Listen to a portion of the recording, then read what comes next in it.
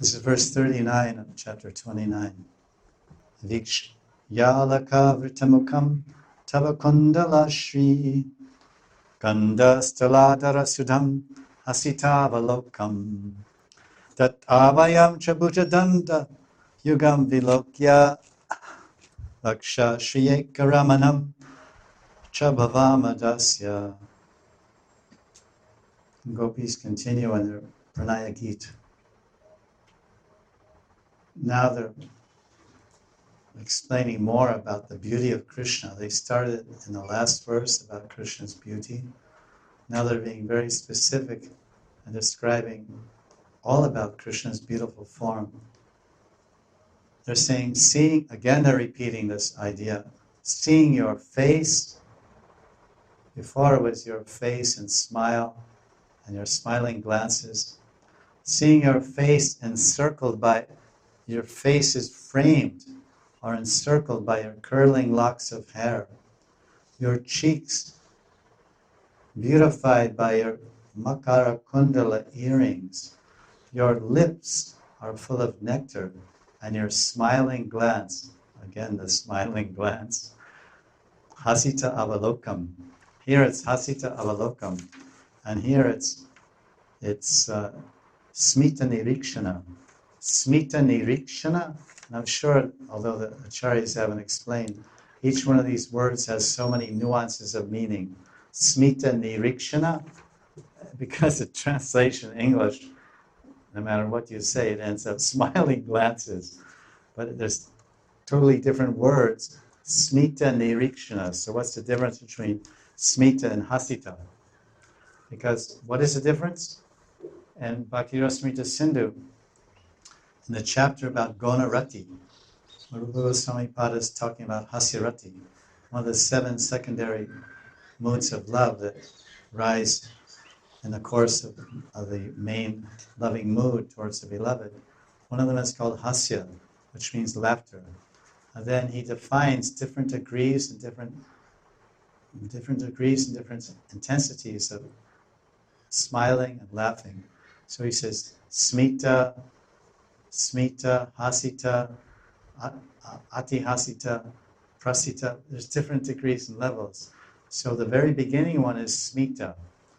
And smita and hasyarati, as a gonarati. Smita means not showing the teeth, smiling but not showing the teeth. So there's smita nirikshana. So just the word smita means that.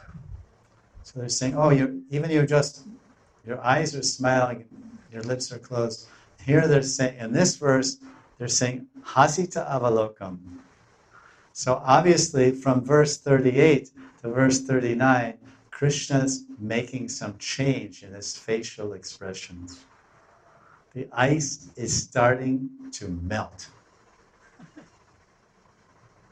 It took a lot of tivrakam.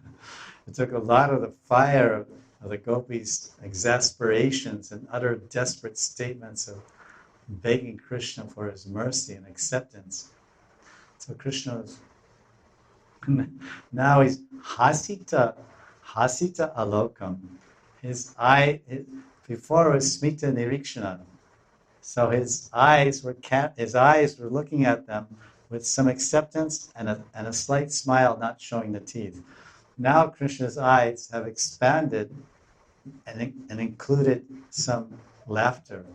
So now hasita means, hasita in Gonaras, in the Laughing Ecstasy chapter, means that you're smiling and your teeth are partially visible.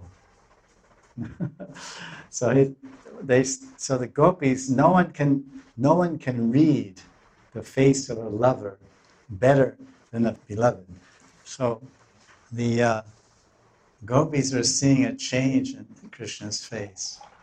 Seeing your face encircled by curling locks of hair, and your cheeks beautified by your earrings, your lips full of nectar, and your smiling glances. Because now Krishna's eyes are starting to indicate acceptance. Bhavatu. Yes. And they're feeling, so that's why they saw in his eyes his intentions. So then they start reminding of all his beauty, of Sham Sundar, the beautiful beauty of Sham, and how they're captivated and enchanted by his beauty. And also seeing your two beautiful and imposing arms, which take away our fear. Dat abhayam, databhayam, bhujadanda, databhayam, bhujadanda. Your bhujadanda, the danda, the bhuja, the strong pillars, and the lati of your arms, the danda, is datavam. It's taking away our abhayam, all of our fear. And your chest, which is the only source of pleasure for the goddess of fortune. Vaksha Shriyeka. Vaksha Shriyeka Ramanam. So now they're getting very specific in their tivra kam. In their burning desires, they're giving intimations about what is on their mind, which has been on Krishna's mind the whole time. And he's the one that called them with his flute. And the gopis didn't call Krishna with their venas. They didn't play their venas to call Krishna, but Krishna played his flute. Because Krishna, he himself was burning in the fire of desire in the kunja. So he played his murli. Thus, we must become your maidservants. Again, bhavama dasya. We must become your dasis.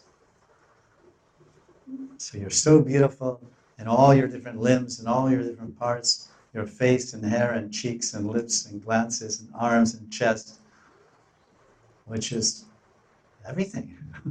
The man is glorified for the various aspects of his form, and the woman is glorified for the various aspects and charms of her form.